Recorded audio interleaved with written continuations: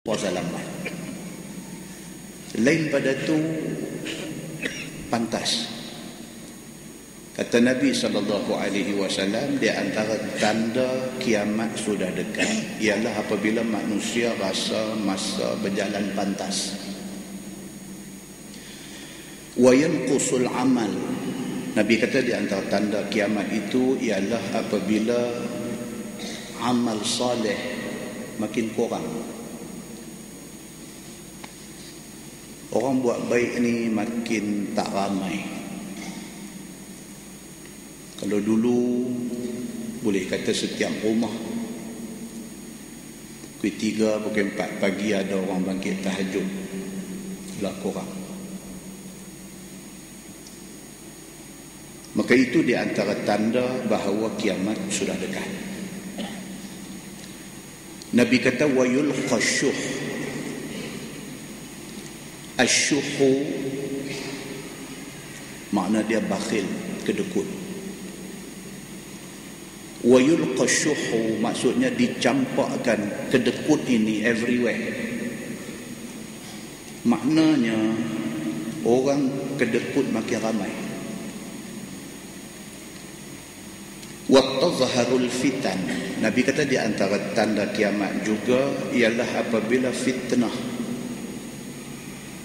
berlaku terang-terang. Dalam mensyarahkan hadis ini, ulama kata yang dimaksudkan fitnah itu ialah di antaranya maksiat. Maksiat itu fitnah. Hari ini orang buat maksiat tak malu, tak ada segan silu. Dibuat di tempat terbuka, terang-terang. Bahkan ada manusia buat maksiat cerita ke orang.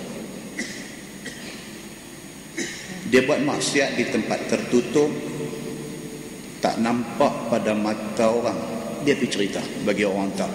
Maka pada ketika itu fitnah itu sudah menjadi zahir nyata.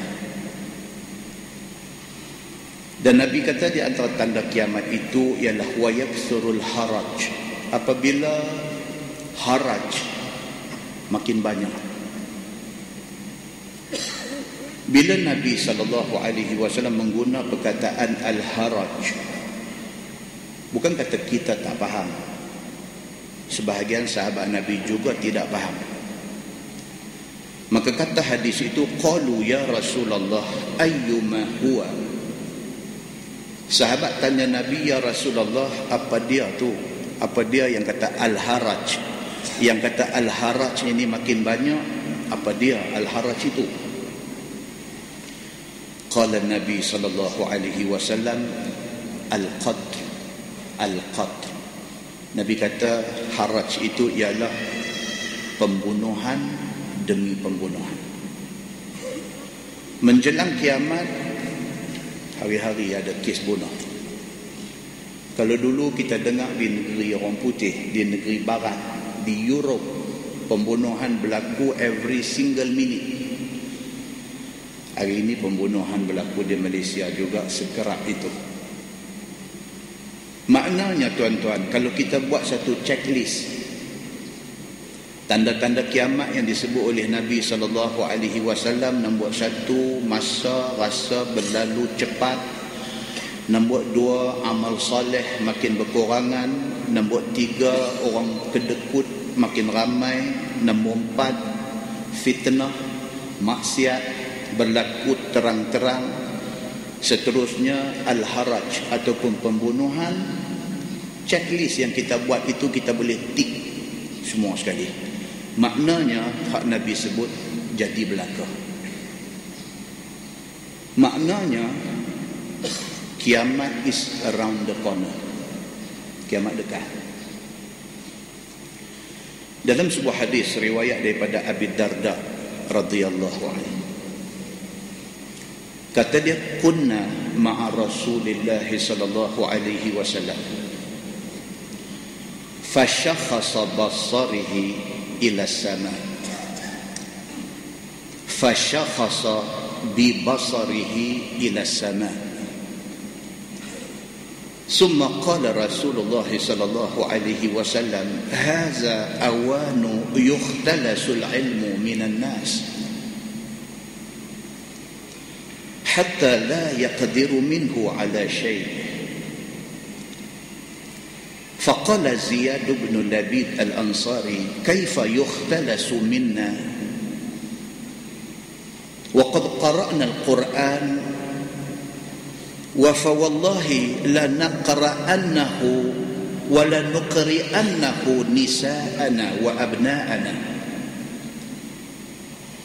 فقال رسول الله صلى الله عليه وسلم ثكلتك أمك يا زياد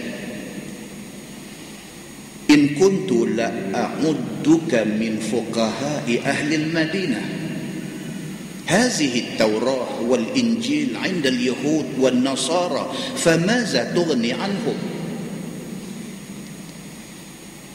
قال جبير فلقيت عبادة بن الصامت قلت ألا تسمع إلى ما يقول أخوك أبو الدرداء إن شئت لأحدثنك بأول علم يرتفع من الناس الخشوع.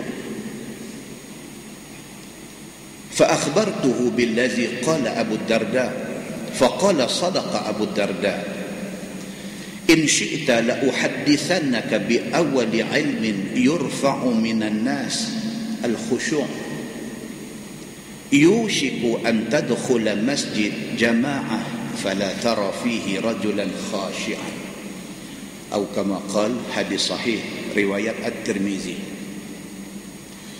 Daripada Abi Darda radhiyallahu anhu, dia kata satu hari kami duduk sama dengan Nabi sallallahu alaihi wasallam. Tiba-tiba mata Nabi tengok naik ke langit. Bahasa Arab dia guna perkataan syakhasa. Kalau tuan-tuan tengok dalam hadis cerita tentang saat-saat menjelang mati satu-satu manusia. Di antara tanda-tanda orang tu dekat nak mati, Nabi kata iza syakhasal basar, apabila mata dia tepat tengok ke langit. Itu tanda-tanda orang tua-tua kampung kata memandang. Memandang itu disebut dalam hadis. Dalam hadis yang kita baca ni, kata Abu Darda, dia kata kami beberapa orang sahabat duduk dengan Nabi sallallahu alaihi wasallam. Tiba-tiba fashakhasa bi basarihi ila sama. Nabi mata tengok naik ke atas. Summa qala. Kemudian Nabi sallallahu alaihi wasallam bersabda. Nabi kata haza awanu yukhtalasul ilm minan nas. Nabi kata dah masa dia dah. Allah Subhanahu wa taala nak angkat balik ilmu daripada manusia. Tuan-tuan, Nabi sallallahu alaihi wasallam ni dia menjadi tumpuan, dia menjadi fokus kepada semua orang. Sahabat-sahabat Nabi pada zaman Nabi ada bersama dengan mereka, apa Nabi buat, apa Nabi cakap, tingkah laku Nabi, riak muka Nabi, suka tak suka Nabi, menjadi perhatian sahabat semua.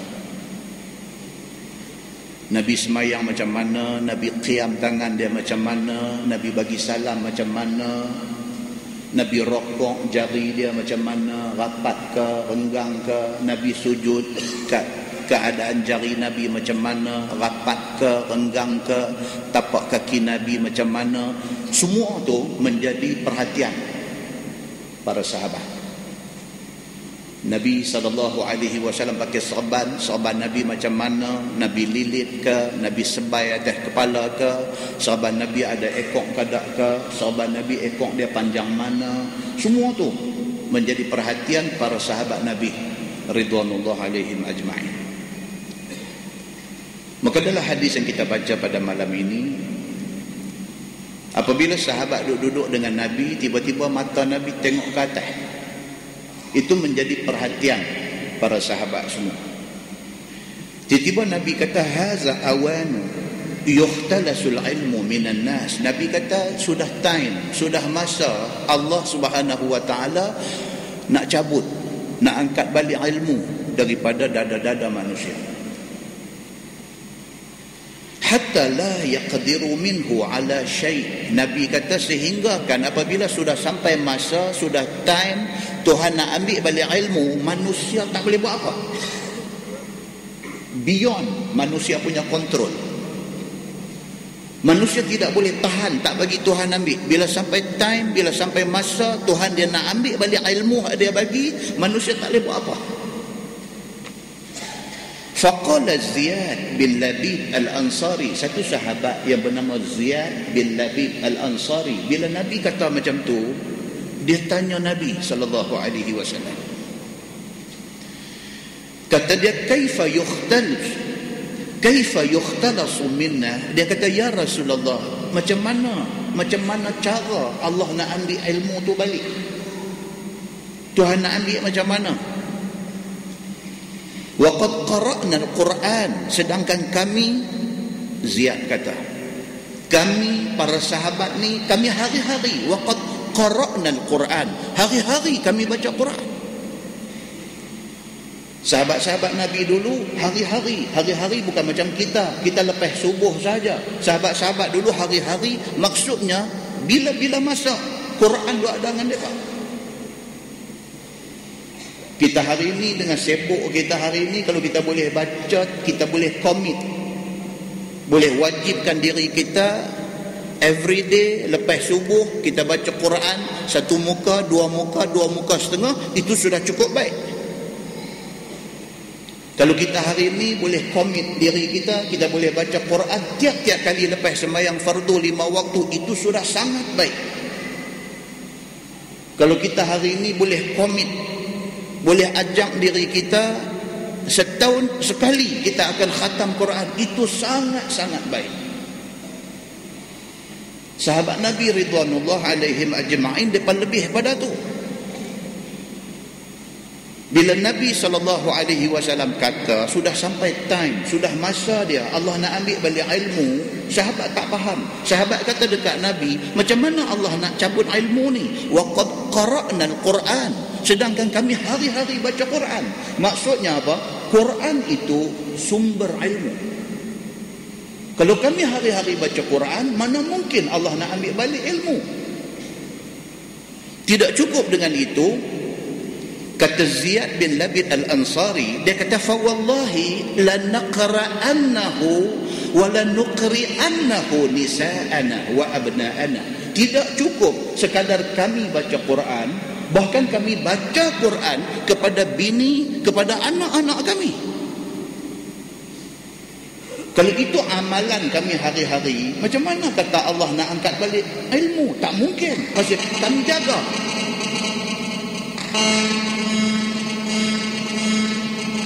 Siapa ada handphone tutup? Muslimin dan muslimah yang dirahmati Allah sekalian. Faqala Nabi sallallahu alaihi wasallam, sakilatka ummuka ya Ziyad. Bila dia kata lagu tu, Nabi kata dekat dia, celaka engkau wahai Ziyad. Nabi kata dekat dia, sakilatka ummuka ya Ziyad, celaka engkau wahai Ziyad. In kuntu la'udduka min fuqaha'i ahli al-Madinah. Aku duk ingat kot, hang ni satu orang yang faham di kalangan penduduk Madinah. Nabi kata kat dia, apa ni benda macam ni hang boleh tanya aku? Aku duk ingat hang ni fuqaha, hang ni satu orang yang faham di kalangan penduduk Madinah. Nabi kata, hazihi Taurah wal Injil 'inda al-Yahud wan Nasara, famaza tughni anhum. Nabi kata, wahai Ziyad, kita duduk di Madinah ni, tak tengokkah Yahudi Nasrani yang duk ada di Madinah ini? Orang Yahudi mendapat Taurah, orang-orang Nasrani mendapat Injil. Apa manfaat Taurat dan Injil kepada Yahudi dan Nasrani? Nabi tanya. Nak abang kata ilmu Tuhan ambil itu. Sepatutnya orang-orang Yahudi, kitab Taurat do ada, ilmu do ada, patutnya mereka terima Nabi Muhammad. Pasal Taurat bagi tahu kedatangan Muhammad. Patutnya orang-orang Nasrani, Injil do ada kat mereka, sepatutnya mereka terima kedatangan Nabi Muhammad. Pasal Injil cerita tentang kedatangan Nabi Muhammad. Masalah lah ni, Taurat ada, Injil ada, tapi Yahudi, tapi Nasrani tidak mengambil ilmu daripada Taurat dan Injil. Maknanya ilmu Tuhan sudah ambil. Ilmu sudah tinggal di kitab, tidak ada di dalam hati-hati manusia. Kalau benda tu berlaku kepada Yahudi, berlaku kepada Nasrani, benda tu juga akan berlaku kepada umat Islam yang diturunkan Al-Quran ini. Apabila orang Islam, Quran tu ada, tapi tak ambil manfaat daripada Quran. Apabila orang Islam hari ini, kalau tuan-tuan pergi di mana-mana taman perumahan, nak cari satu rumah orang Islam tak ada Quran, tak mungkin. Quran mesti ada, tapi bila dia nak guna Quran tu, bila anak dia mencuri, dia nak suruh sumpah, dia ambil Quran buah atas kepala anak dia. Tapi Quran ada ke tak ada? Tapi ilmu dalam Quran ada ke tak ada? Ada, tetapi tidak ada di dalam hati mereka. Maka Nabi SAW kata dekat Ziyad, dia kata, celaka kamu wahai Ziyad, kamu duduk di tengah masyarakat Madinah, yang ada di kalangan penduduk Madinah itu Yahudi, yang ada di kalangan penduduk Madinah pada masa itu Nasrani. Kamu tengok mereka ni semua, Taurat Injil do ada dekat mereka, tapi mereka tidak praktis isi kandungan Taurat dan Injil. Itu maknanya ilmu Allah sudah angkat. Kalau hari ini Yahudi dan Nasrani kena benda tu, satu hari kita orang Islam yang diturunkan Quran akan juga jadi macam tu. Maka itu menunjuk kata ilmu Allah Subhanahu wa taala sudah angkat. Qala Jubair falaqitu Ubadah bin As-Samit faqultu ala tasma'u ila ma yaqulu akhuka Abu Darda. Jubair salah seorang rawi hadis ini,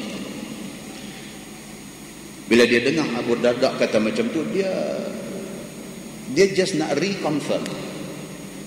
Dia nak mengesahkan apa yang Abu Darda ni kata ni betul ke tak betul. Abu Darda kata Nabi duduk dengan mereka, tiba-tiba Nabi tengok naik ke langit.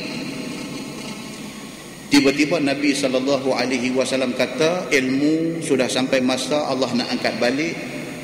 Tiba-tiba Nabi kata bila sampai time Allah nak angkat ilmu, manusia sudah tidak boleh kontrol lagi benda tu. Tiba-tiba sahabat Nabi Ziyad ini kata dekat Nabi, dia kata, ya Rasulullah, mana mungkin Allah nak angkat ilmu? Aku hari-hari baca Quran, bahkan aku bacakan kepada anak-anak dan isteri aku. Nabi kata dekat dia, celaka kamu wahai Ziyad, kamu tak tengok ke Yahudi dan Nasrani Allah turun kepada mereka Taurat dan Injil, tapi kandungan Taurat dan Injil tak memberi manfaat kepada mereka. Cerita yang Abu Darda bawa mai kepada sahabat-sahabat ni, sahabat-sahabat bukan tak percaya, tapi saja nak confirm balik benda ni. Mereka pergi jumpa lagi satu sahabat Nabi SAW yang bernama Ubadah bin As-Samit. Ini juga sahabat besar. Bila pergi jumpa Ubadah bin Samit, mereka cerita balik. Mereka kata, ya Ubadah, mereka kata, hang ada dengar dah Abu Darda cerita macam ni, macam ni, macam ni. Ubadah bin As-Samit, bila dia dengar cerita tu habis, dia kata apa? Sadaqa Abu Darda. Dia kata betul. Apa yang Abu Darda kata tu betul. Bukan dia sahaja dengar, aku pun dengar. Cerita fenomena ilmu Tuhan nak ambil balik ini bukan Abu Darda bohong apa. Aku pun dengar Nabi kata macam tu. Bahkan kata dia, in syi'ta la uhaddithannaka bi awwali ilmin yurtafa'u minan nas al-khusyu'. Kata Ubadah bin As-Samit, dia kata bahkan kalau boleh aku nak tambah lagi satu hak Nabi kata. Nabi kata ilmu Allah akan angkat balik. Yang pertama daripada ilmu-ilmu yang ada ni, yang Allah akan ambil daripada dada manusia ialah apa? Al-khusyu'. Yushiku an tadkhula masjid jama'ah fala tara fihi rajulan khashi'an. Nabi kata akan sampai satu masa hang pi satu masjid nak semayang, masuk dalam masjid jemaah dia ada punya ramai, dalam ramai tu hang nak cari seorang yang sembahyang dia khusyuk, tak ada. Nabi kata maknanya mula-mula Tuhan nak ambil ialah khusyuk dalam sembahyang. Tuan-tuan, kita malam ni umur berapa? Ada yang 30, 40, 50, 70, 80 umur. Cuba tanya diri kita, dalam tempoh 70 umur kita ni, pernahkah kita rasa khusyuk dalam sembahyang? Nak cerita pun tak tahu pasal apa, pasal tak pernah rasa. Tak khusyuk tu macam mana? Tak tahulah, tak pernah rasa. Kalau orang tanya kita, hang pernah makan kan durian musang king? Nah, abang tak tahu lah. Aku biasa makan durian yang musang makan dah ada. Musang king aku tak pernah makan. Dia nak suruh aku cerita sedap musang king, aku tak boleh cerita, aku tak pernah makan. Orang tanya kita, hang pernahkah khusyuk dalam sembahyang? Khusyuk tu macam mana? Pernahkah kita sembahyang ni, kita sembahyang daripada Allahu Akbar tu ayat mata duk turun dekat? Di antara tanda khusyuk. Bila takbir Allahu Akbar tu tak ada lain lah melainkan Allah itu sahaja Tuhan Maha Besar dalam hidup kita. Duk kiam tu yang mata duk turun bercucuk, pernah ke? Tak pernah. Kita pernah baca buku, kita pernah baca cerita, kita pernah dengar orang habang macam mana orang bertaubat, orang menyesal, tapi kita tak pernah feel benda tu, kita tak pernah feel. Macam mana kita nak cerita khusyuk? Macam mana kita nak mengaku kata kita pernah khusyuk di dalam ibadah kita?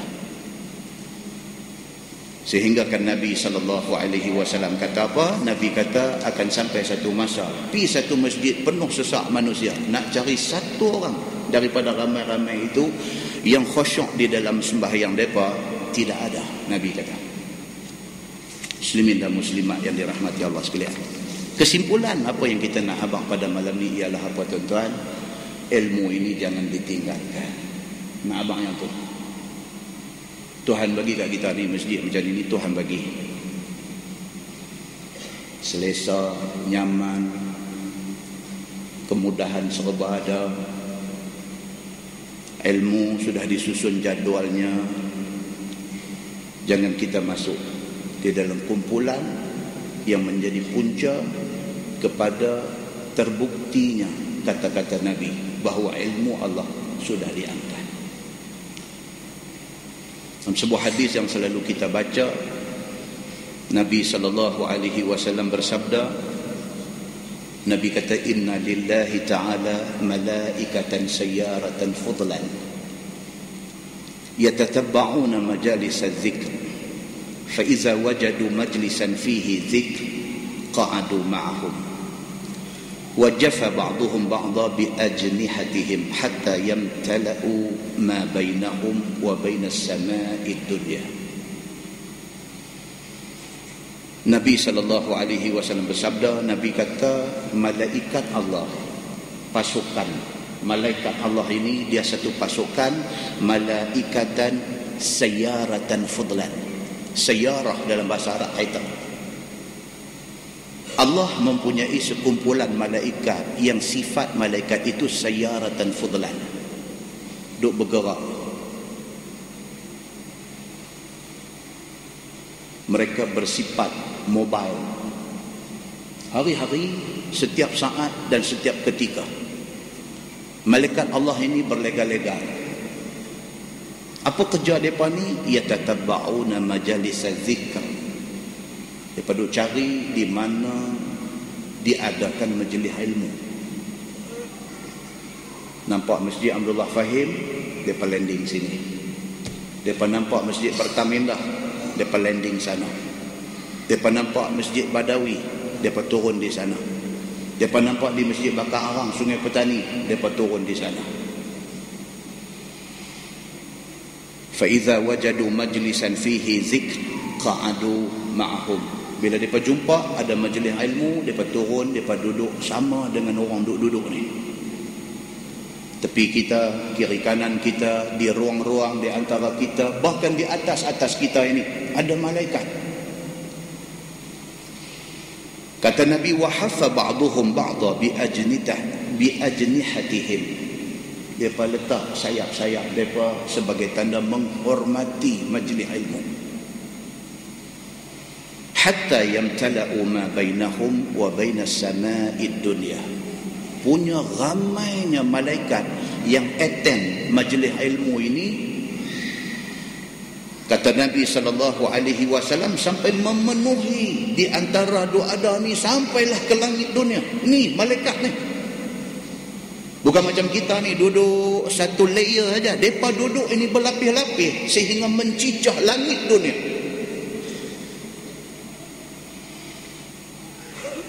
Faiza tafarraqu araju wasa'idu ila sama. Apabila majlis kita selesai, kita balik, mereka pun balik. Kita balik ke rumah, mereka ni wasa'idu ila sama. Mereka balik ke langit. Nabi kata. Qala Nabi sallallahu alaihi wasallam fayas'aluhumullahu azza wa jalla wa huwa a'lamu bihim. Bila malaikat ni balik menghadap Allah Subhanahu wa taala, Allah tanya depa, wa huwa a'lamu bihim. Sedangkan Allah tahu. Tak tanya pun Allah tahu, tapi Allah tanya sebagai formality. Tak ada orang tanya.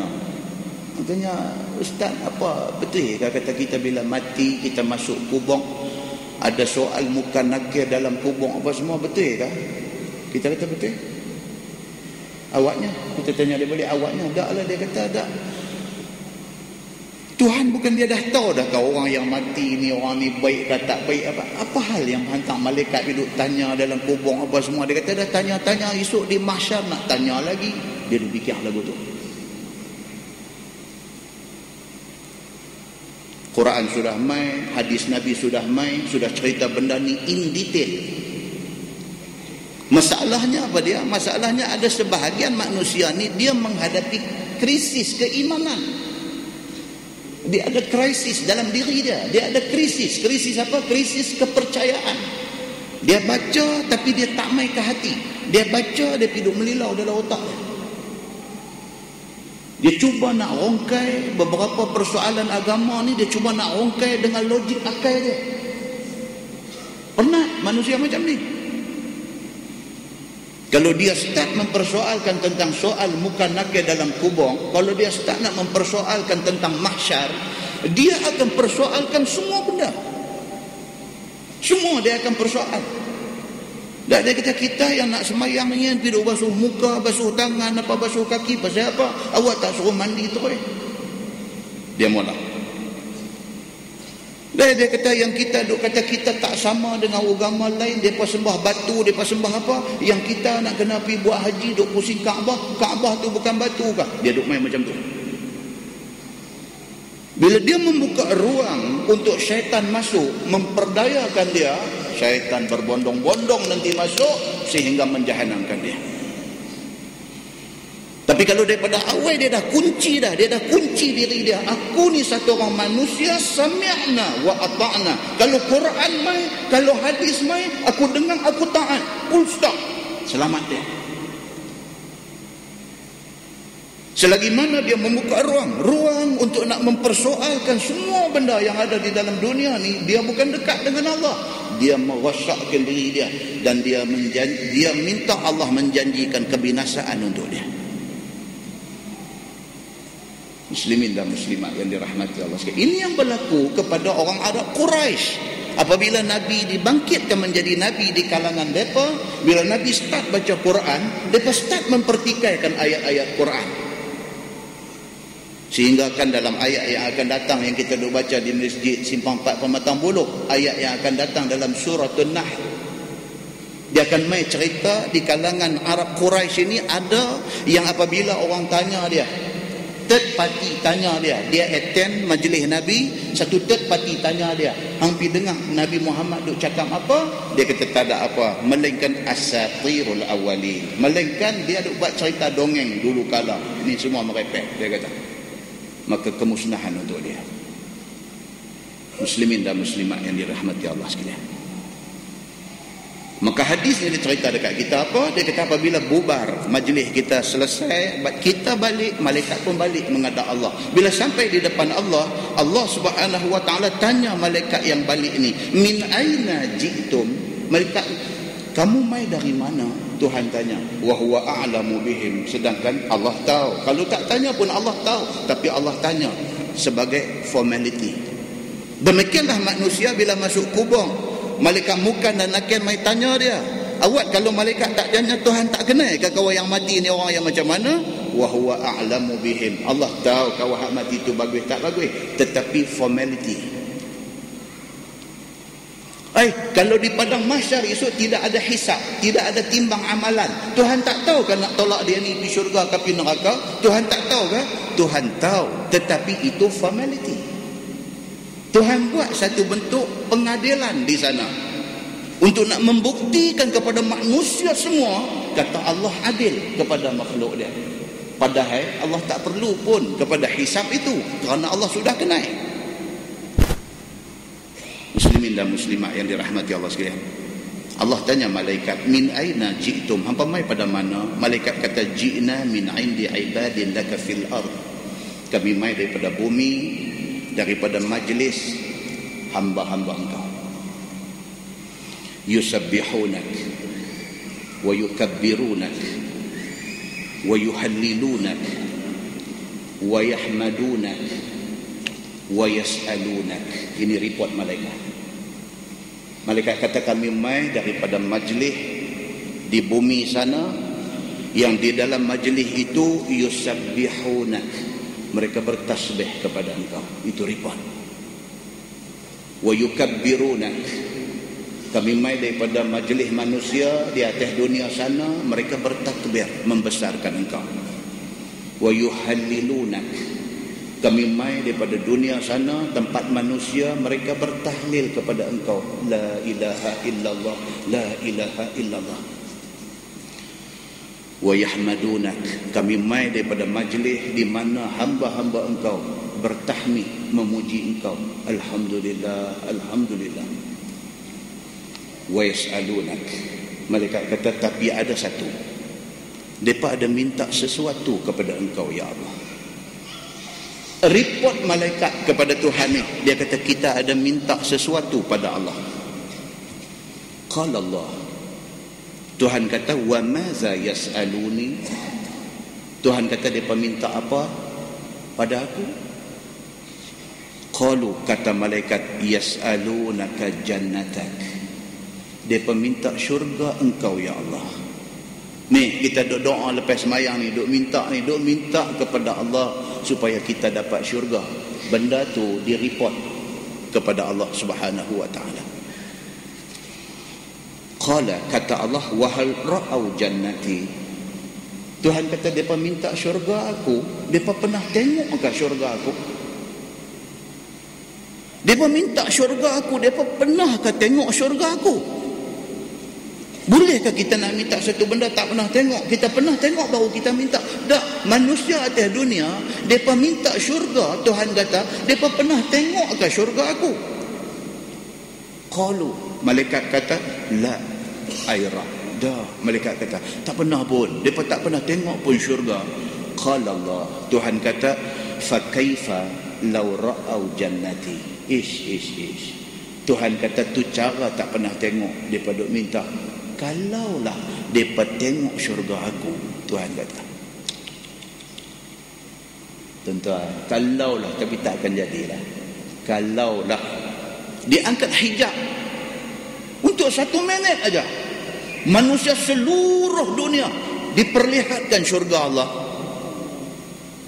beriman satu muka bumi. Semua orang akan mengaku apa yang Allah kata tu betul. Maka hikmah Allah jadikan benda ni sebagai benda sam'iyat, benda yang telinga aja dengar, nak tengok tak boleh. Hikmah dia apa?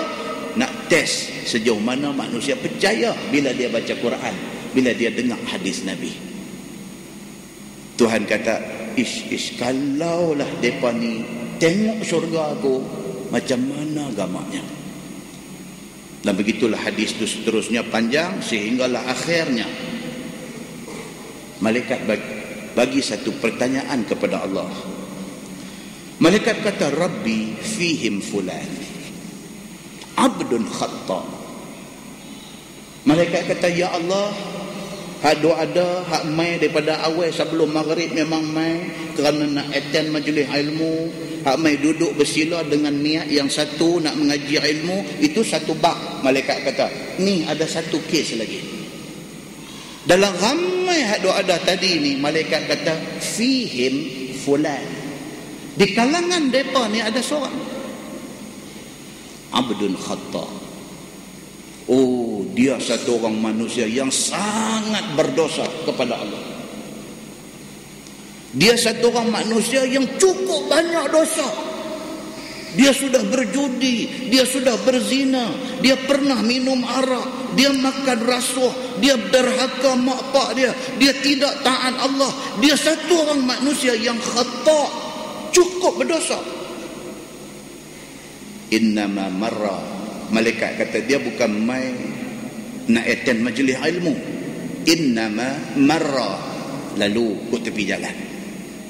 Sesungguhnya dia lalu aja di tepi masjid, tengok orang ramai, dia kata ada kenuri bah. Bila ramai ni dia boleh fikir macam-macam. Ramai, si daging yang asam pun cukup, lap dia lek masuk. Ni yang kata abdun khata, satu manusia yang banyak berdosa ni, kebetulan koinsiden lalu nak pergi ke mana ke, tengok orang ramai, lek masuk masjid. Fajalasa ma'ahum, mai duduk sekali, duduk di hujung, duduk dengar. Macam mana dengan dia ni? Malaikat kata, adakah dia ni mendapat janji yang disebut oleh panjang-panjang dalam hadis tadi? Dia nak syurga, Allah kata aku akan bagi. Dia nak minta jauh daripada neraka, aku akan bagi. Dia nak minta ampun, aku akan bagi. Apa juga yang mereka yang duduk dalam majlis ilmu ni nak, aku akan bagi. Tuhan kata, hak tu tak apa, ni hak ni hak kebetulan lalu tiba-tiba singgah ni. Macam mana dengan dia ni? Fayaqul, Tuhan jawab dekat malaikat, walahu ghafartu, baginya keampunan aku. Hak kebetulan lalu singgah mai duduk dengar sikit-sikit ni, Allah kata dekat malaikat, walahu, bagi dia yang abdul khata, orang yang banyak dosa tadi ni, kerana dia mai participate, kerana dia mai join dalam majlis ilmu yang ada ini, walahu ghafartu, Tuhan kata bagi dia keampunan aku. Humul qaum la yashqa bihim jalisuhum, Tuhan kata orang yang menuntut ilmu itu adalah satu kaum yang siapa juga mai join dengan mereka tidak akan rugi. Hak duduk tu memang tak rugi, siapa pun mai join aja majlis mereka tidak akan rugi. Hadis itu hadis sahih riwayat Imam Muslim. Muslimin dan muslimat yang dirahmati Allah sekalian. Banyak tu sebagai mukadimah untuk kuliah pertama di Masjid Bahim, cukup untuk kita faham, cukup bahawa majlis ilmu ini sangat penting. Kita dah berumah tangga, anak pinak makin dok mai dan membesar, esok anak nak menikah, nak boleh menantu, nak boleh cucu. Kalau kita memisahkan diri kita daripada agama, maka sesat saja jawapannya. Mudah-mudahan Allah bantu kita kalau kita ikhlas dalam nak memahami agama dia, insya-Allah. Tuan-tuan, kita memilih untuk baca kitab Bahrul Mazi jilid 21. Bahrul Mazi jilid 21. Kitab Bahrul Mazi ini adalah kitab karangan Syekh Idris Al-Marbawi. Saya suka di mana-mana tempat pun bila kita nak start kitab ni, just one shot, kita cerita siapa orang tua ni. Syekh Idris Al-Marbawi orang Lubuk Merbau, Perak, beranak di Mekah. Dia dilahirkan di Mekah, umur 10 tahun. Kalau berdasarkan kepada catatan riwayat hidup dia, umur 10 tahun dia hafal 10 juzuk Quran. Umur 20 balik ke Malaysia. Sampai di Malaysia dia mengaji lagi. Daripada satu pondok ke satu pondok sampai ke Alustang, Masjid Tuan Husin, bapa kepada Allah yarham Tuan Guru Haji Ahmad Tuan Husin Pondok Pokok Sena, Tuan Husin di Kedah. Dia mengaji sampai ke Kelantan dan sebagainya. Bila umur dia 31 tahun, dia berlepas ke Al-Azhar untuk sambung pelajaran. 31 umur baru pergi ke Al-Azhar.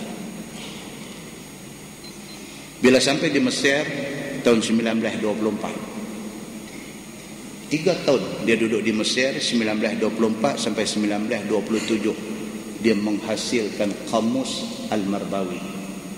Entah, bukan kecil anak nak boleh buat kamus tu. Kalau tuan-tuan ada anak mengaji sekolah Al-Irsyad, mengaji sekolah Al-Mashhur, mengaji Maktab Mahmud, mesti mereka ada Kamus Al-Marbawi. Jangan cakap kata kita nak buat kamus tu, kita nak baca daripada perkataan pertama sampai akhir pun tak terbaca sampai mati. Demikianlah yang dikatakan Syekh Idris Al-Marbawi ini. 3 tahun dia ada di Al-Azhar, dia menghasilkan Kamus Al-Marbawi.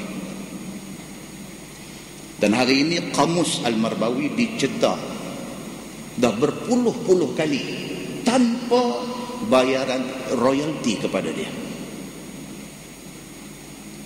Ada pihak pernah approach dia, pergi jumpa dia, minta dekat dia, mereka nak modernize Kamus Al-Marbawi itu sebab dia lama, perkataan lama, macam perkataan Bahrul Mazi yang kita duk baca ni agak lama. Maka ada pihak pergi approach dia, minta nak modernize, modernkan sikit bahasa dalam kamus itu, dengan janji nak bayar royalty lagu tu lagu ni. Dia kata kalau entah pandai entah buat lain punya. Berpuluh-puluh kali ulang cetak, 1 sen pun dia tak minta. Yang dia harap adalah pahala daripada Allah Subhanahu wa ta'ala. Dia alim dalam bahasa Arab, dalam hadis, dalam fiqh, dalam tasawuf, dia dalam tafsir Al-Quran dan sebagainya. Semua bidang dia alim. Kitab tafsir saja dia buat, ada nama Tafsir Al-Marbawi. Tuan-tuan cari tak jumpa. Tafsir Al-Marbawi. Dia ada tafsir Nurul Yaqin, dia ada tafsir Fathul Qadir, dia ada tafsir Juz'u Amma, dia ada tafsir surah Yasin, dia ada tafsir surah Al-Fatihah dan sebagainya. Dan tulis kitab tu. Bahrul Mazi yang kita duk baca merata tempat ni sahaja dibuat dalam 22 jilid, macam ensiklopedia. Dia pergi mengaji dekat guru dia ni, setiap satu hadis yang kita akan baca dan kita dah baca di lain-lain tempat ni, tiap-tiap satu hadis ni dia pergi duduk, dia dengar guru baca, dia bertalaqi dengan guru dia baca, dia dengar, dia guru dia syarah, dia faham dan sebagainya, dia balik dia tulis. Tidak ada rekod yang mencatatkan dia start tulis jilid 1 bila, tak ada rekod, dan dia pun tak beritahu dia tulis bila dia mula tu. Cuma yang ada rekodnya jilid 9 dia tulis pada tahun 1357 Hijriah. Tahun 1357 dia start tulis jilid 9 dah. Maknanya 1 sampai 8 tu tak tahu bila. Begitulah seterusnya sampailah jilid hak kita nak baca, jilid 21 ni dia siap tulis jilid hak kita nak baca ni insya-Allah pada tahun 1376 Hijrah. Ataupun dalam tahun Masihinya 1955. Kita bila abang hijrah ni dia kurut ke ni dulu. Jadi payah nak kira. Bila abang 1955 hilang kurut. Dia dulu tu hilang. Dan keseluruhan jilid Bahrul Mazi selesai ditulis pada tahun Malaysia Merdeka 1957. Ni yang kata Syekh Idris Al-Marbawi, manusia penuh berkat ini macam ni. Bercakap tak pandai. Jangan panggil dia ceramah, jangan panggil dia forum perdana, jangan. Dia cuma ada ilmu dia turun dalam kitab. Malaysia bawa balik dia, nak bagi dekat dia anugerah tokoh Ma'al Hijrah yang pertama. Pujuk dia suruh balik ambil, dia tak mau. Kerana bukan itu yang dia cari. Dia bukan cari populariti, dia bukan cari glamour hidup, dia bukan cari duit, dia tak mau benda ni semua. Dia cari keredaan Allah Subhanahu wa ta'ala. Nak cerita tak erti tuan-tuan. Nak habangnya apa dia? Orang macam ni tak ada dah dalam Malaysia ni. Dalam Malaysia ni tak ada dah orang macam ni. Orang alim ada, tetapi sealim dia tak ada. Orang yang beramal ada, tetapi yang ikhlas macam dia tak ada. Muslimin dan muslimat yang dirahmati Allah sekalian, satu orang manusia yang sangat tawaduk, dan dia dah pun meninggal dunia. Muslimin dan muslimat yang dirahmati Allah sekalian, kitab dia lah yang kita pilih untuk dijadikan bacaan kita di masjid ini insya-Allah. Tuan-tuan buka muka surat 2 jilid 21, muka surat 2. Macam biasa Syekh Idris Al-Marbawi dia akan start kitab dia dengan sepotong hadis. Hadis ni hadis yang dia ucapkan. Hadis ni hadis yang Nabi SAW ucapkan ketika Nabi buat haji di Masjid Khaif. Masjid Khaif yang ada dekat dengan Mina kan, sampai hari ni ada lagi masjid tu. Hadis itulah Nabi ucapkan hadis ni yang menjadi pembuka pada tiap-tiap jilid Bahrul Mazi ini. Sabda Nabi SAW, naddarallahu imra'an sami'a maqalati fawa'aha fa'addaha kama sami'aha. Dia suka hadis ni. Tiap-tiap kali dia nak start kitab, dia akan quote hadis ini. Naddarallahu imra'an, Allah akan cerahkan, Allah akan jernihkan muka satu-satu manusia, sami'a maqalati, yang mau dengar kata-kata aku. Nabi kata Nabi apa dia tuan-tuan? Hadis. Ni kita baca Bahrul Mazi ni kitab hadis. Nabi kata siapa juga di kalangan manusia ni yang mau dengar hadis Nabi, Allah janji Allah akan ceriakan muka dia di akhirat esok. Ada orang buat posting dalam Facebook, gambar satu perempuan mati, muka duk kenyih dalam kain kapan. Lepas tu pergi pemohong pula dalam tu, pergi tulis kata ni perempuan ni syahid kerana dibunuh oleh Bashar al-Assad Syria. Lihatlah, dia kata, betapa cerianya wajah dia. Bila disiasat-siasat balik, itu gambar kursus jenazah di Malaysia.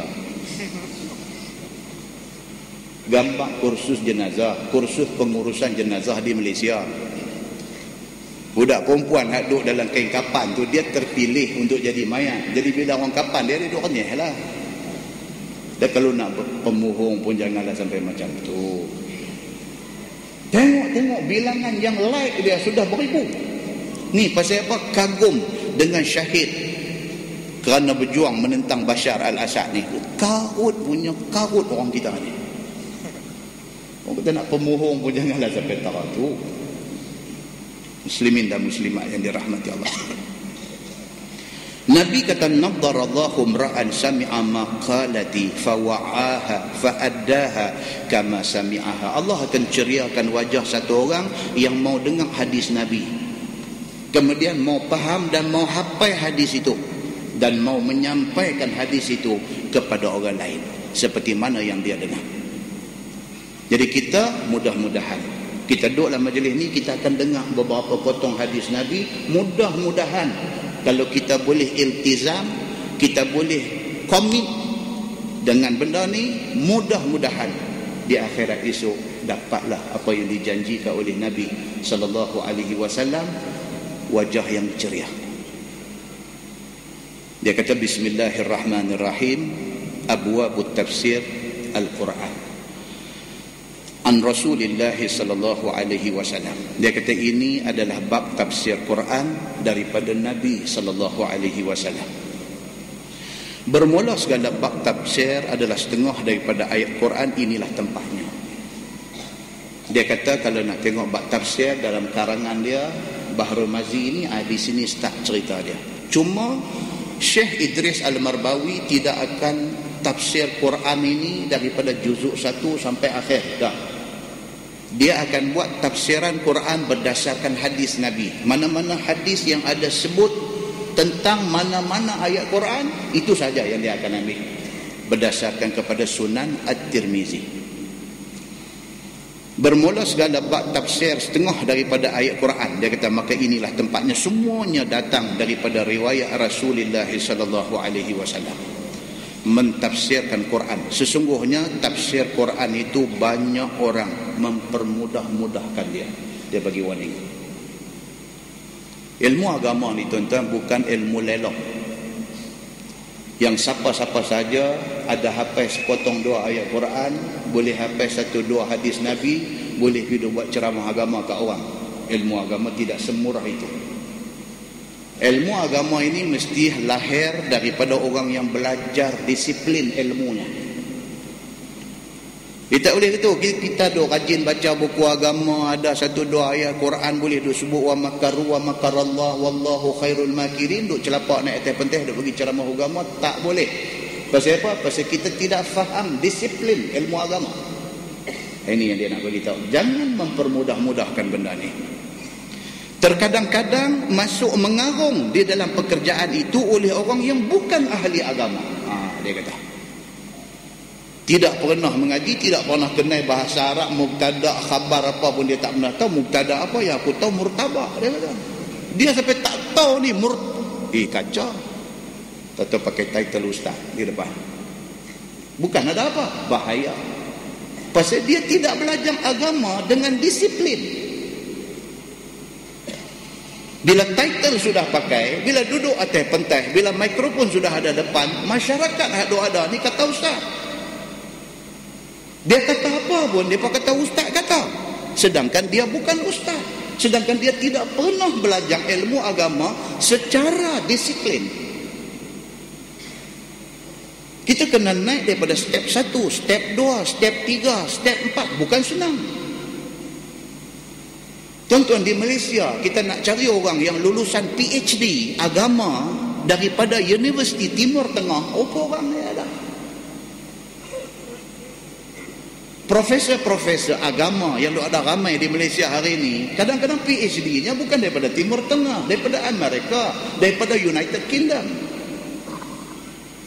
Betul dia ada Dr. PhD, dia ada Associate Professor, dia ada Full Professor, tetapi dia pergi belajar di Amerika, dia pergi belajar di England. Bukan salah, tak salah. Cuma nak abang kata, nak dapat PhD daripada University Middle East bukan senang. Yang berbahagia sahibul fadilah Datuk Dr. Harun Din, itu PhD daripada Mesir. Ni yang duk mengajar di Masjid Bertamindah ni, yang berbahagia Al-Fadil Dr. Abdul Aziz Hanafi, itu PhD daripada Al-Azhar, dan dia pelajar terbaik di peringkat PhD pada zaman dia. Best student, pukul habis semua budak-budak daripada negeri Arab semua, dia dapat best student, peringkat PhD daripada Al-Azhar. Kalau USM ada yang berbahagia Al-Fadil Dr. Radhi, Datuk Dr. Radhi, PhD daripada Madinah dalam bidang hadis. Ini orang-orang yang mempunyai tahap keilmuan yang tidak boleh dipertikai. Kalau hang nak pertikai, habis buat ni. Muslimin dan muslimat yang dirahmati Allah sekalian. Jadi nak dapat ilmu ni bukan senang. Depa ni genggam bara api ni sampai jadi arang. Maka Syekh Idris Al-Marbawi bagi tahu, dia kata bab ilmu agama ni jangan dipermudah-mudahkan. Pasal apa? Takut saat lagi dia kata masuk mengarung di dalam ilmu ni sampai ke tahap yang bukan-bukan. Bahkan telah hadir ia pada guru-guru sedikit nahu dan sedikit pelajaran terjemahan dan maknanya, maka sudahlah dia mengeluarkan maksud ayat Quran sebagaimana terlintas di hatinya. Ini tak mahu. mengaji celuk-celuk sana sini, tenggelam timbul sana sini, tiba-tiba pergi bercakap macam satu ulama besar. Oh, takut, yang ni takut. Yang ni takut. Maka sudahlah dia memperbuat dan mengeluarkan maksud-maksud ayat Quran sebagaimana yang terlintas di hatinya, atau diambil daripada mana tempat yang dia boleh nakal. Dia main tangkap tanah sikit, tangkap tanah sikit, seluk tanah sikit, buka tanah, cedok tanah sikit, pergi buat bercakap pandai macam dia pandai dalam agama. Takut macam ni. Pasal apa? Takut dia silap, hak nak ikut silap tu lagi ramai. Muslimin dan muslimat yang dirahmati Allah sekalian. Maka orang yang demikian ini, kata Syekh Idris Al-Marbawi, isi neraka. Dia kata. Lihatlah, dia kata, masalah yang akan datang. Dia kata jangan sangka apabila satu orang itu menaruh terjemahan, maka sudahlah penuh maksud Quran dan muradnya pada terjemahan itu. Tuan-tuan, dalam bahasa Arab ni, terjemahan ni cukup susah. Sama lah, bukan kata Arab lebih lagi. Bahasa Inggeris pun kadang-kadang ada satu perkataan bahasa Inggeris tu, bila kita translate, dia tak dapat macam mana bahasa Inggeris tu kan? Kadang-kadang ada satu benda, bila sebut dalam bahasa Inggeris tu, dia rasa macam nak mercik elok ni, wah sedap, kemas. Terjemah dia jadi longgang kan? Kita kata, oh, dia kata benda ni bukan mudah ni, very complicated. Dengar terkejap, very complicated. Bila terjemah kata benda ni rumit, dia tak apa nak kerja. Padahal complicated tu rumit lah. Tapi anda boleh nampak tak saya nak abang? Demikianlah bahasa Arab. Demikianlah bahasa Arab. Apatah lagi bahasa Al-Quran. Allah buat turun kalam dia, Quran ini, dengan kita terjemah tu, dia tak akan dapat 100%. Tak dapat. Tapi bolehlah membayangkan maksud dia lebih kurang. Muslimin dan muslimat yang dirahmati Allah sekalian. Maka janganlah sangka apabila satu orang pibuh sikit terjemahan, dia sudah dapat memenuhi maksud Quran. Bahkan berkehendakkan lagi keterangan dan tafsirnya. Baca, oh, kita kena perlu further explanation, baru boleh dapat maksud dia. Dan tafsir itu, sebagai kata Abul Abbas Al-Azdi rahimahullahu ta'ala, tafsir Quran itu maulah pandang tilik padanya daripada dua wajah. Dia cerita ni disiplin. Ilmu tafsir ni kena tengok dua. Dia kata yang pertamanya manqul dan yang keduanya ma'qul. Yang ni detail, saya tak mau pergi detail. Sekali lagi dia jadi kelas budak-budak ambil fakulti Islam di universiti, dia terlalu detail, kita lost contact. Cuma dia nak abang kata disiplin mengaji ni, dia kata sebaik-baiknya dari segi mangkul. Mangkul ni daripada bahasa Arab naqala, maksudnya pindah. Manqul maksudnya ilmu itu dipindahkan.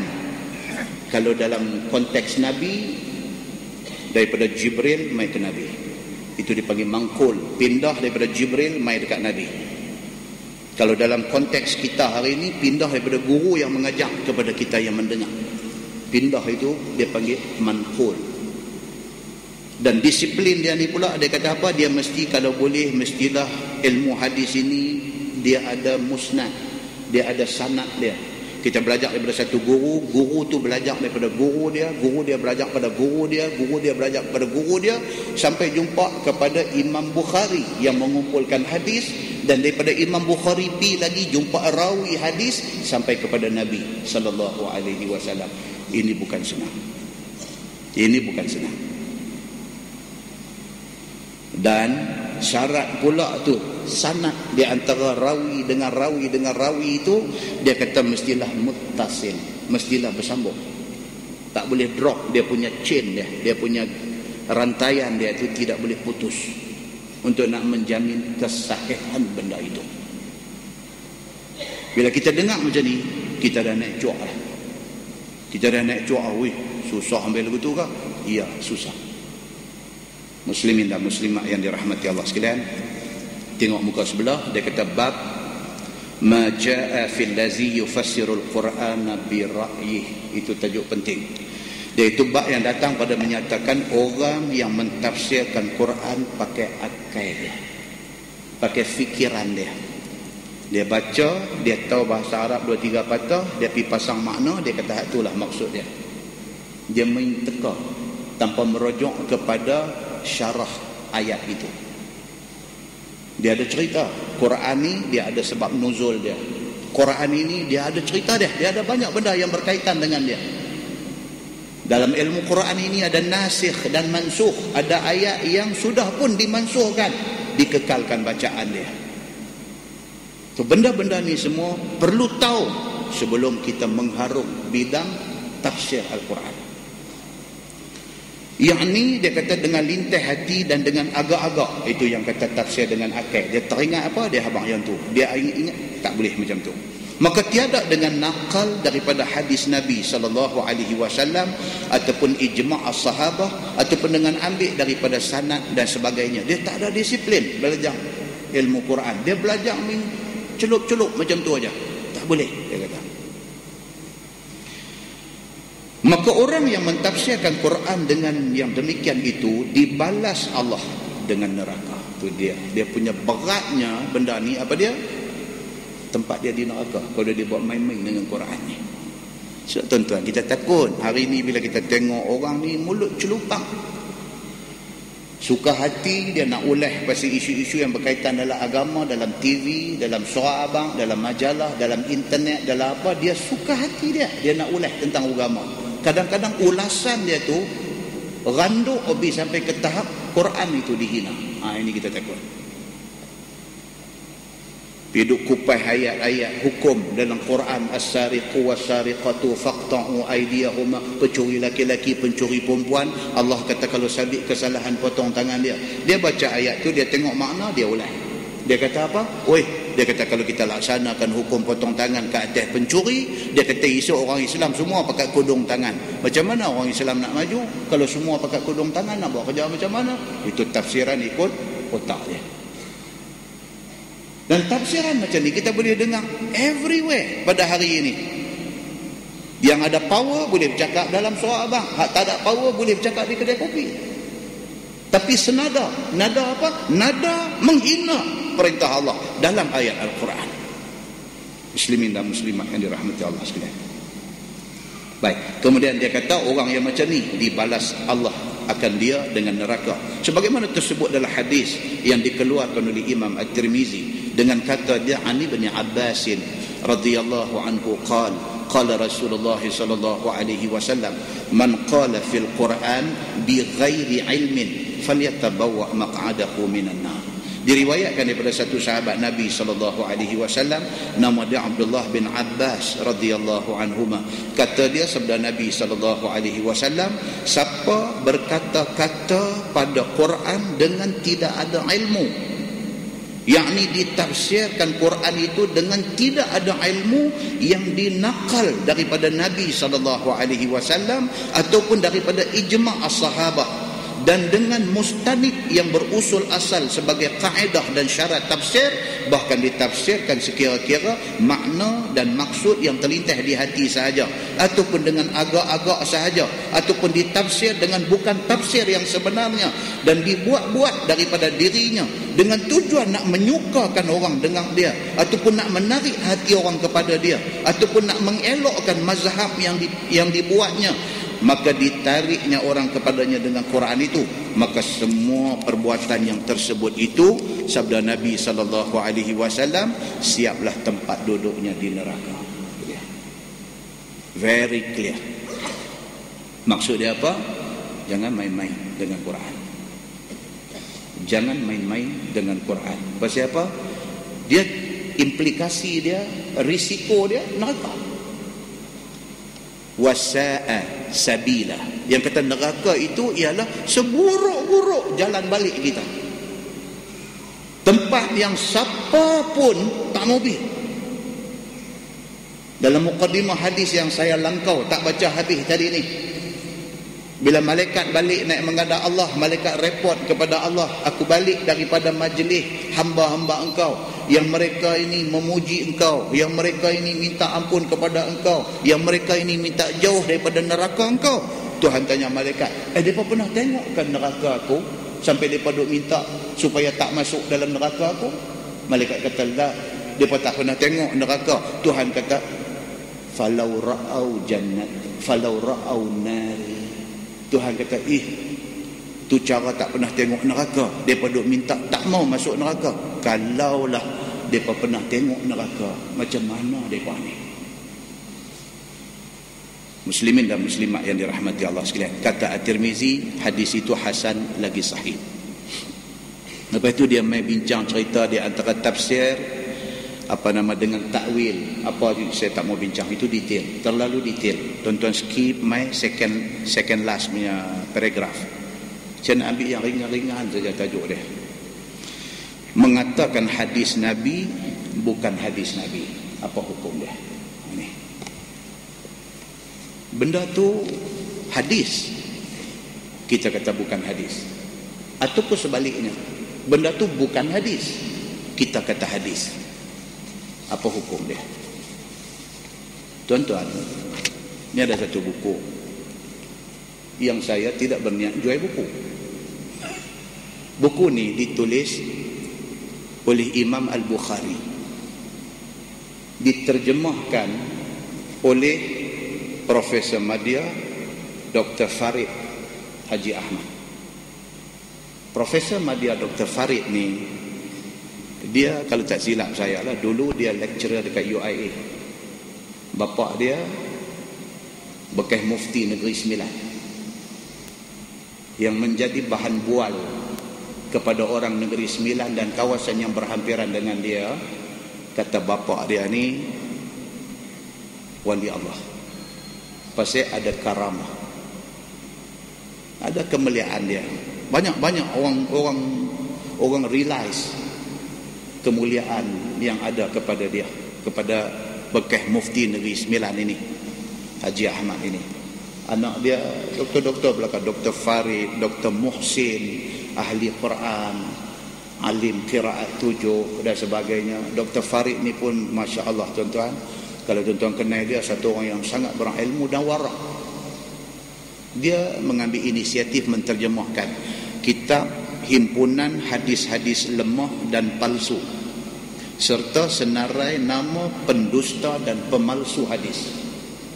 Dia saja siapa ada masa pergi kedai buku cari, baca dalam ni, dia himpunkan beberapa hadis, ratusan hadis yang sebenarnya bukan hadis, tapi orang duk kata hadis. Di antaranya yang saya petik daripada ratus-ratus ini, saya petik di antaranya satu kata-kata yang diklaim sebagai hadis dan ada dimuatkan di dalam beberapa kitab pun. Dia kata Nabi bersabda, la tatawaddau fil kanif fa inna wudu' al-mu'min yuzanu ma'a hasanatih. Maksud dia, Nabi kata janganlah kamu ambil ayat semayang dalam kanif. Kanif maksud dia toilet. Jangan ambil ayat semayang dalam toilet. Fa inna wudu' al-mu'min yuzanu ma'a hasanatih. Kerana ayat semayang orang-orang yang beriman ini diambil kira dan dinilai dari segi kebagusan, kebaikan tempat ambil dia. Tempat ambil ayat semayang itu. Tujuan kawan yang reka hadis ni tujuan baik. Tujuan dia apa? Tak mau bagi orang ambil ayat semayang dalam toilet. Kita duduk rumah taman lah ni, ambil tahu mana? Dalam toilet. Kita hari ni dia ambil ayat semayang, duduk relin mangkuk sebelah. Memang dalam kanif. Kanif ni toilet. Jadi bila tengok hadis ni, dia kata jangan berwuduk di dalam kanif, di dalam toilet. Problem lah kita. Kita tak apalah, lelaki-lelaki kita boleh keluar pergi pancung ajurih pokok di luar tu ambil ayat semayang tu. Orang perempuan kita nak pergi ambil ayat semayang, dia nak kena duk buka apa semua, takkan nak pergi depan rumah ni semayang. Nak panggil kontraktor mai duk katok tu, buat dinding, nak bagi asin apa semua, pancung tu pun dah lah kecil, masuk pun mengirim badan lagu tu ya, pergi duk buah dinding tu pula, masuk duk koyak nak menyawa tak boleh. Dalam tu sempit. Baik, persoalannya betul ke ini hadis larang kita ambil ayat semayang dalam toilet? Imam Al-Bukhari dalam kitab dia kata apa? Itu maudhu'. Hadis maudhu' ni maksudnya bukan hadis. Maudhu' maksudnya direka-reka. Satu kata-kata yang direka-reka dan didakwa kata hadis. Kata Al-Bukhari, dia kata hadis itu, maudhu' itu dipalsukan oleh satu orang yang bernama Yahya bin Ambasa. Itu kajian daripada imam-imam hadis ni. Buka lagi, dia main pula satu hadis lagi. Dia kata hadis, dan ada di dalam kitab-kitab, kalau tuan-tuan duk rajin baca, berjumpa benda-benda ni. Dia kata Nabi bersabda, as-salah fil imamah ta'dilu bi'ashrati alaf hasanah. Dia kata as-salah fil imamah, semayang pakai sabat, ta'dilu bi'ashrati alaf hasanah, sama ganjaran pahala dia macam melakukan 10,000 kebajikan. Hanya ambil selai kain, lilit aja, pahala tu dapat ganjaran dia 10,000 pahala. Ada dalam kitab-kitab yang nak menceritakan tentang fadilat pakai sabat. Kata Imam Bukhari, itu hadis palsu. Dan disahkan oleh imam yang kemudian ni, oleh Imam As-Suyuti, oleh Imam Asy-Syakawi, dan oleh Imam Ibn Hajar Al-Asqalani juga mengatakan itu palsu. Baik, hadis itu palsu bukan bermakna pakai saban itu tidak sunat. Dah, pakai saban itu sunat. Bahkan itu sunnah Nabi. Tapi ni berlebih-lebih di dalam nak suruh orang pakai saban. Benda tu dah ada dah. Satu hadis yang sahih yang bagi tahu kata apa semua ada dah. Over dalam nak suruh orang buat ni, dia over. Macam kita lah, kita nak cerita satu benda tu kan ada apa-apa, kita on the way nak main masjid. Tadi ada aksiden. Satu budak naik motor sudah berlanggar dengan satu kereta. Kita main di masjid ni, duduk sembang sebelum naik masjid tadi, pergi habang dekat kawan. Kata tadi aksiden sana. Tak mana? Tu depan ILP tu. Orang kita lah kata. Orang kita lah, ontor dah kata. Allahu Akbar. Otak duduk selungguk dalam helmet. Dah aksiden tu okey, dah betul dah. Yang hampir duduk tokok tambah, pergi duduk buah tai lagi tu, pergi duduk otak selungguk duduk dalam helmet ni. Allahu Akbar. Kita berdengar-dengar, betul ke? Mati ke? Mati tak tahu, tapi aku tengok otak duduk dalam helmet. Yang tu maudhu'. Tujuan dia tu apa dia? Tujuan dia nak abang kejadian tu betul, tapi dia exaggerate. Dia apa nak kata? Itu yang kata orang putih ni dia kemas lagi. Dia exaggerate. Bunyi tu pun bergerigih dengan exaggerate. Bila kita terjemah dia pembesar cerita tu, dia perendam, dia tak kemas macam exaggerate tadi. Yang ni Jadi cerita pakai serban itu sunnah Nabi, itu confirm, jelas dalam hadis yang sahih. Dia pergi bubuh yang ni pula, dia kata kalau pakai serban semayang, pahala dia 10,000 pahala ekstra nanti dapat. Al-Bukhari kata itu maudhu'.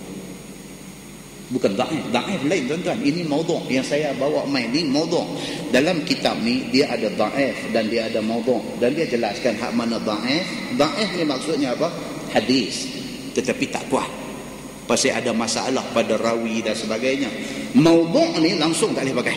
Ini reka-rekaan semata-mata. Dia main pula satu lagi, dia kata Nabi bersabda, inna lillahi malaikatan muwakkilina bi abwabil jawami' yaumal jum'ah yastaghfiruna li ashabil amaim albir. Dia kata sesungguhnya Allah Subhanahu wa taala mempunyai kumpulan malaikat yang ditugaskan untuk menjaga pintu-pintu masjid. Dia kata Allah ada pasukan petugas dia yang terdiri daripada malaikat. Kerja malaikat ni jaga pintu-pintu masjid pada hari Jumaat. Dia kata yastaghfiruna li ashabil amaimil bir. Kerja malaikat yang duk tunggu di tiap-tiap pintu ni. Kalau masjid ni ramai yang kena jaga, pasal pintu banyak. Tiap tiap-tiap pintu ni ada malaikat yang duk jaga, dan kerja malaikat yang duk jaga semua pintu ni, kata ni dia kata apa? Kerja dia, bila satu orang masuk dia minta ampun kepada Allah, kepada orang yang masuk ni, dengan syarat orang yang masuk tu ashabul anaimil bir, dia masuk pakai serban putih. Dan benda ni ada dalam kitab-kitab. Kalau tuan-tuan baca kitab-kitab tertentu, jumpa ni kitab pun cantik. Tujuan kawan yang reka hadis ni, tujuan dia baik ke tak baik? Baik. Tujuan dia baik. Yang pertama dia nak suruh pakai serban, baik. Yang kedua dia nak suruh pakai serban putih, baik. Tapi tang pembohong tu yang tak baik. Samalah yang kita duk dengar selalu bila mai bulan puasa aja, tempel di dinding masjid ni, habang pahala semayang tarawih bulan puasa ni, malam pertama apa, malam kedua apa, malam ketiga apa, malam keempat apa, nak pi malam 30 tu, pahala ni kita baca tu. Ui, aku tak miss kali ni, aku memang nak make sure tak miss. Bagus tak dia pergi pemohong tu? Bagus. Tapi siap tempat di neraka. Pasal apa? Pasal Islam tidak membuka pintu, tidak membuka ruang kepada orang reka cipta dalam hal agama. Tak boleh. Kalau kita buka pintu, kita buka ruang orang reka hal agama, kita jadi macam agama-agama lain hadu ada. Agama-agama lain hadu ada ni semua hasil daripada reka cipta orang-orang alim mereka. Maka nak menjaga genuine Islam ini, nak menjaga originality Islam ini, disiplin ini mesti dipatuhi. Dia mai lagi satu hadis lagi dahsyat. Dia kata, Nabi kata, raka'atani ba'dal jum'ah fil ula ayatul kursi marrah wal falaq 25 marrah wa fi thaniyah al ikhlas marrah wan nas 25 marrah la yamutu musalliha hatta yara rabbahu fil manam. Hadis tu dia kata hadis masuk dalam kitab. Dia kata siapa semayang selepas semayang jemaat, semayang 2 rakaat, maksudnya ba'diyah jemaat. Siapa yang lepas semayang jemaat, semayang sunat ba'diyah jemaat 2 rakaat. Rakaat pertama baca ayatul kursi, rakaat kedua baca Qul a'udzu birabbil falaq 25 kali.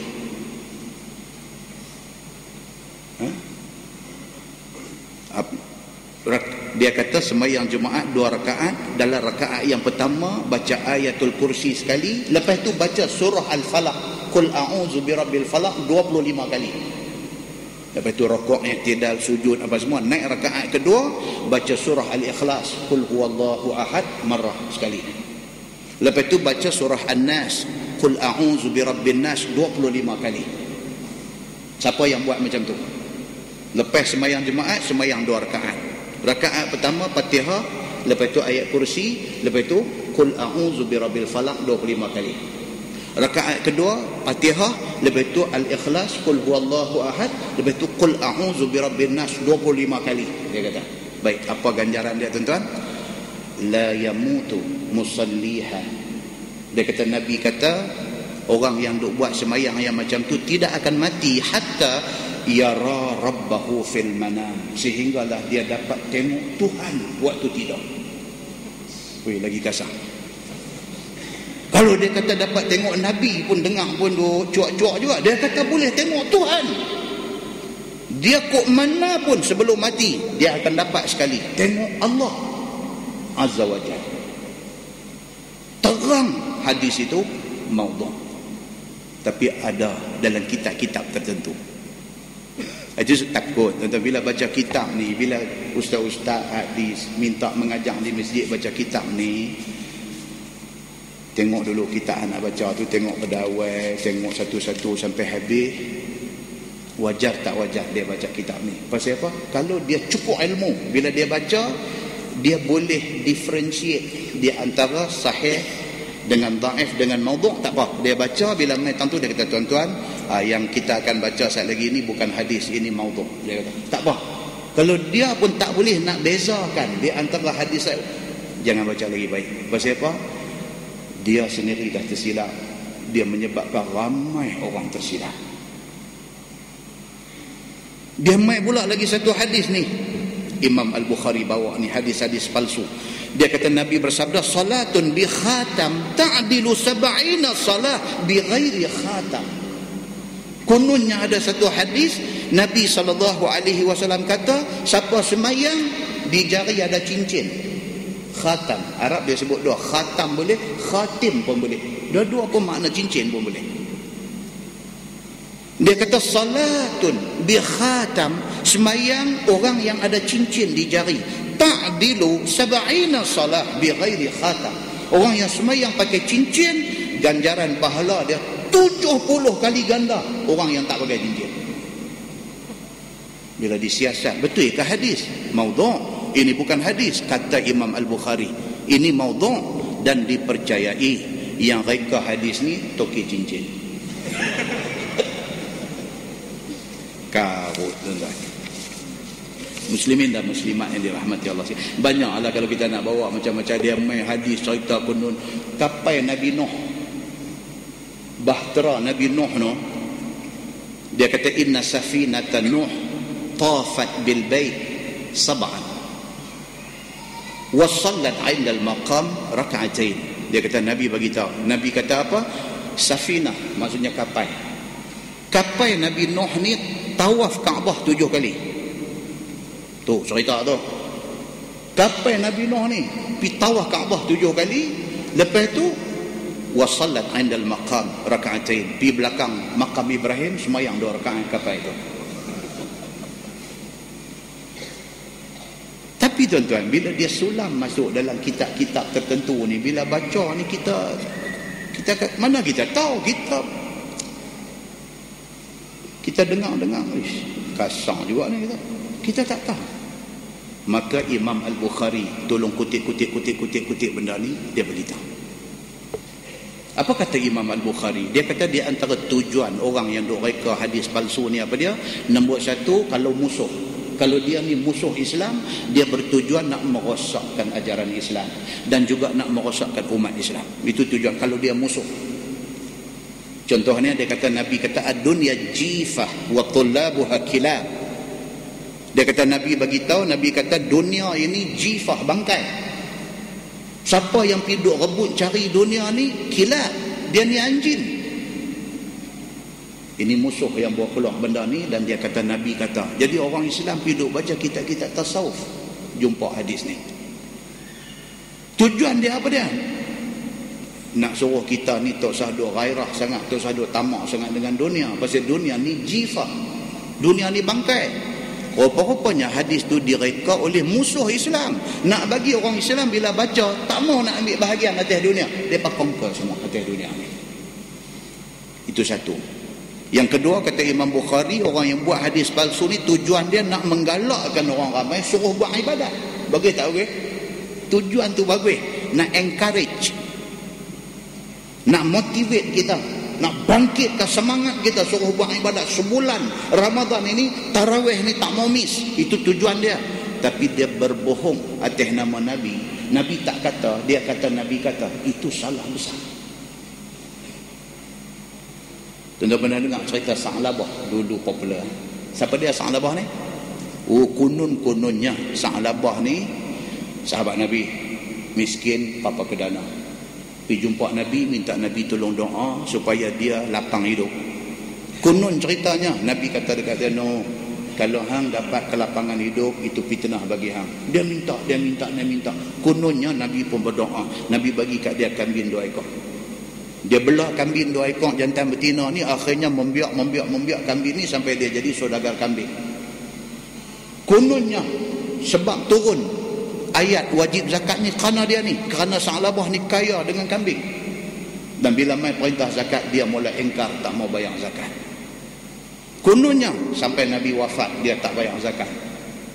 Bila Abu Bakar naik, dia pergi jumpa Abu Bakar nak bagi zakat. Abu Bakar kata, siapa aku? Kalau Nabi tak terima zakat hang, siapa aku nak ambil zakat hang?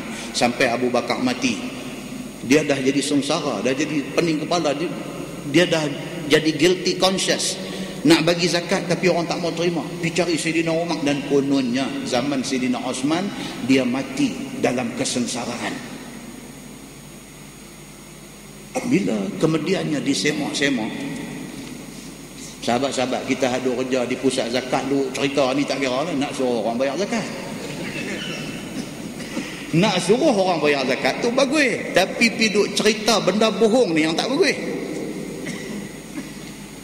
Bila disemak-semak balik, tengok dalam Bukhari tak ada, dalam Muslim tak ada, dalam Abu Daud tak ada, dalam At-Tirmizi tak ada, dalam An-Nasai tak ada, dalam Ibnu Majah tak ada, buka dalam Ad-Darimi tak ada, buka dalam Sunan Ahmad tak ada, buka dalam Ibnu Abi Dunya tak ada, buka dalam Al-Hakim tak ada. Kita hadis ni banyak, cari sampai habis semua kita hadis, tak ada cerita Sa'labah macam tu.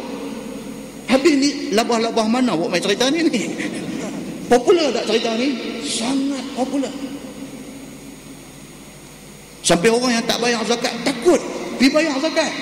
Bagus, tapi kawan yang reka cerita ni, falyatabawa maq'adahu minan nar. Nabi kata siap tempat di neraka.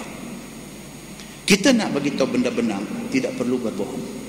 Itu dia punya moral di sebalik apa yang Nabi SAW kata. Bahkan lebih menakutkan bila cek Sa'labah ni siapa? Salah seorang daripada ahli yang terlibat di dalam perang Badar, ada nama Sa'labah. Alangkah dahsyatnya kalau yang kita fitnah itu dia. Jadi tujuan main hadis-hadis palsunya di antaranya tujuan cari makan, untuk kepentingan bisnes dan sebagainya. Dia bawa main hadis palsu.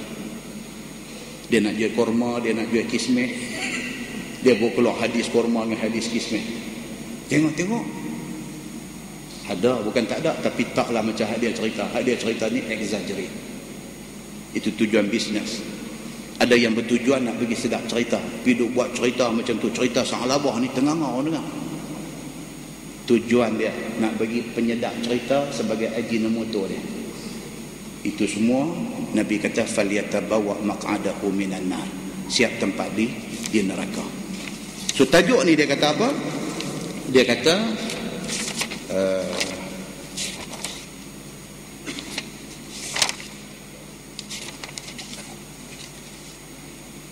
mengatakan hadis Nabi itu sedangkan ia bukan hadis. Bulan depan kita baca kan, pasal apa? Pukul 9.22. Bila saya kata sampai tak mana kita, ada orang ambil jam tengok tu. Kata Ustaz, Sa'labah juga. Kami dah nak naik gelabah dah ni, tak makan lagi. Bulan depan insya-Allah kita sambung cerita tentang apa hukum mengatakan hadis Nabi kalau sekiranya itu bukan hadis Nabi. Wallahu a'lam. Bulan depan tentu insya-Allah kita tengok bagaimana sahabat-sahabat rapat dengan Nabi. Gazet sikit bulan depan punya. Macam mana sahabat yang rapat dengan Nabi. Di antaranya Sayyidina Osman bin Affan. Sebut nama orang tahu dah. Osman bin Affan, khalifah yang keberapa? Nombor 3 dalam Khulafa' Ar-Rasyidin. Osman bin Affan ni sampai orang tanya dia, orang kata dekat dia, wahai Osman, hang satu orang yang cukup kuat hafalan. Dia brilian, otak dia capture ilmu cukup cepat. Tapi Osman bin Affan tak banyak riwayat hadis. Sampai orang pergi tanya Osman ni, dia kata, wahai Osman, daripada tuan kami tak banyak mendengar hadis daripada Nabi SAW. Pasal apa? Tanya dia. Apa jawab Sayyidina Osman? Sayyidina Osman jawab, dia kata, aku bukan orang yang kuat ingatan tentang hadis. Maka aku takut nak cerita apa-apa daripada Nabi. Takut aku cerita tak betul, dia kata. Sedangkan orang yang meriwayatkan hadis ni, adik kepada Sa'ad bin Abi Waqqas, dia kata apa? Setahu aku, dia kata Osman lah orang yang paling kuat ingatan dan hafalan daripada sahabat-sahabat ada. Pasal apa tuan-tuan? Pasal dia takut cerita dia tak betul, siap tempat di neraka. Berbanding dengan kita hari ini, kita dengar benda hearsay, kita cerita macam kita tengok benda tu. Jauhnya kita berbanding dengan sahabat-sahabat semua. Kita tangguh dengan tasbih kafarah dan suratul Asr. Subhanallah. Asyhadu an la ilaha illa anta astaghfiruka. Bismillahirrahmanirrahim. Innal insana lafi khusr illa allazina amanu wa amilus salihati. اللهم صل على محمد في الأولين والآخرين وسلم رضي الله تبارك وتعالى عن ساداتنا أصحاب سيدنا رسول الله أجمعين. بسم الله الرحمن الرحيم. الحمد لله رب العالمين حمدا يوافي نعمه ويكافئ مزيده. يا ربنا لك الحمد كما ينبغي لجلال وجهك الكريم وعظيم سلطانك. رضينا بالله ربا وبالإسلام دينا وبمحمد نبيا ورسولا. اللهم افتح علينا فتوح العارفين وارزقنا فهم النبيين بجاه خاتم المرسلين. اللهم فقهنا في الدين وعلمنا التأويل واهدنا صراطك المستقيم. اللهم أرنا الحق حقا وارزقنا اتباعه وأرنا الباطل باطلا وارزقنا اجتنابه. اللهم اجعل جمعنا جمعا مرحوما وتفرقنا من بعده تفرقا معصوما. وصلى الله على محمد وعلى آله وصحبه وسلم والحمد لله رب العالمين. السلام عليكم.